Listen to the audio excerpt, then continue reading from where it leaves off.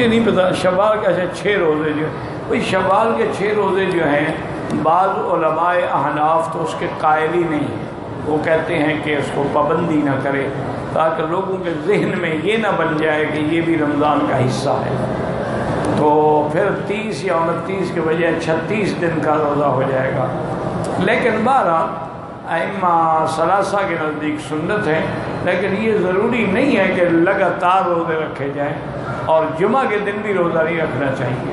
بہرحال جمعہ کا اکیلا نہ ہو، درمیان میں آ جائے تو کوئی بات نہیں، مثلاً آدمی نے خمیس کا رکھا ہوا تھا، جمعہ کا ہفتے کا بھی رکھے گا تو کوئی غلطی نہیں، لیکن بعض صورت وہ ملا کے رکھے تو مرضی ہے، ایک ایک روزہ کر کے رکھے تو مرضی ہے۔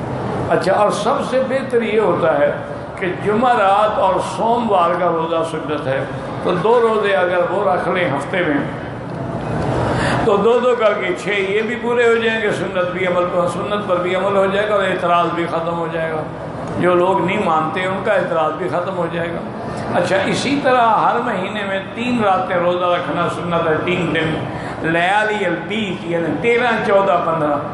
تو اس طرح کر کے 3 روزے وہ رکھ لیں اور جمعرات سوموار کا روزہ رکھ لیں تو 5، 6 اسی طرح بن جاتے ہیں، لیکن پورے مہینے میں ایک ایک روزہ رکھیں وہ بھی جائز ہے۔ کہتے ہیں جی کہ بعض مولانا کہتے ہیں کہ مکہ مدینے میں عصر کی نماز جو ہے وہ وقت سے پہلے پڑھی جاتی ہے، یہ بات نہیں ہے، بات یہ ہے کہ حنفی مسلک کے مطابق ابھی وقت نہیں ہوتا، باقی ائمہ ثلاثہ کے نزدیک وقت ہو جاتا ہے، کیونکہ وہ اول وقت میں نماز پڑھتے ہیں، اور امام صاحب کے نزدیک آخر وقت میں افضل ہے تاکہ سب لوگ جمع ہو جائیں، لیکن فتویٰ یہی ہے، حضرت گنگوہی رحمۃ اللہ علیہ نے بھی یہی فتویٰ لکھا ہے کہ جو لوگ مکہ مدینے میں جائیں وہ ان مسئلوں کے جھگڑے میں نہ پڑیں بلکہ حرم کی جماعت کبھی نہ چھوڑیں، ان کے مسلک کے مطابق پڑھ لیں، چاہے وہ پہلے پڑھتے ہیں یا بعد میں پڑھتے ہیں۔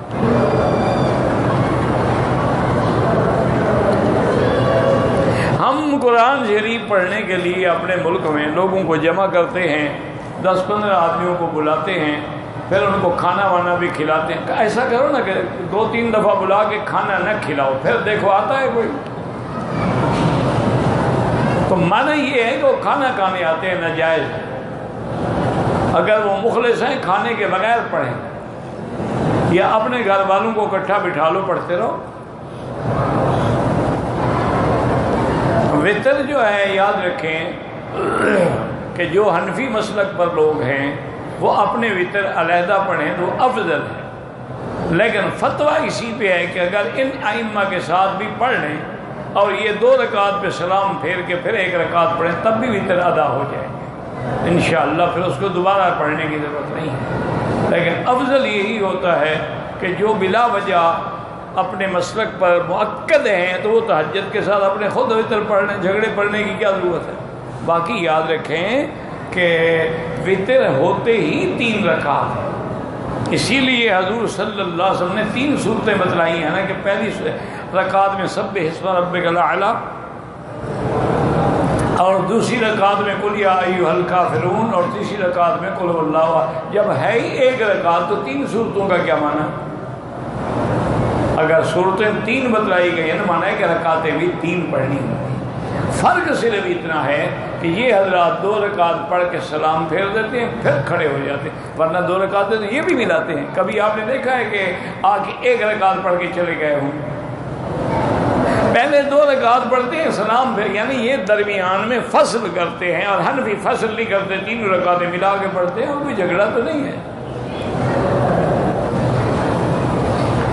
1 لاکھ نیکی کا اجر ہے وہ حدود حرم میں ہر عمل پر ملتا ہے۔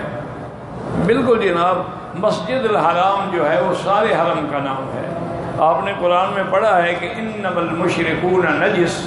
مشرک پلید ہے، فلا یقرب المسجد الحرام بعد عامہم ھذا، اس سال کے بعد کوئی مشرک مسجد الحرام میں داخل نہ ہو، تو حد حرم پہ اس کو روکا جاتا ہے۔ یہ تھوڑا ہے کہ باب ملک عبدالعزیز کے باہر کھڑا رہے اندر نہ آئے، تو سارا مکہ مسجد الحرام ہے، جہاں بھی نماز پڑھو 1 کا لاکھ ملتا ہے، لیکن جو شان کعبے میں نماز پڑھنے کی ہے وہ کسی مسجد میں نہیں۔ جتنا مجمع بڑھتا جائے گا ثواب بڑھتا جائے گا، جیسے اکیلے پڑھو تو 1، مسجد میں پڑھو تو 25، جامع مسجد میں پڑھو 27 درجے بڑھ جاتا ہے، تو یہاں بھی تو پھر 27 لاکھ ہو جاتا ہے۔ اور پھر جتنا کعبے کا قرب ہوگا، کعبے کے قریب ہوگا، اتنی نماز کا اجر بھی زیادہ ہوگا۔ اور یہ بھی یاد رکھیں کہ جب 20 لاکھ ہو تو کوئی بھی تو اللہ والا ہوگا نا، گما مبر کے بیشہ خالیس، جیسے شیخ سعدی کہتا ہے، یہ نہ سمجھا کرو کہ جنگل خالی ہے، کہیں نہ کہیں تو وہ شیر چھپا ہوگا نا۔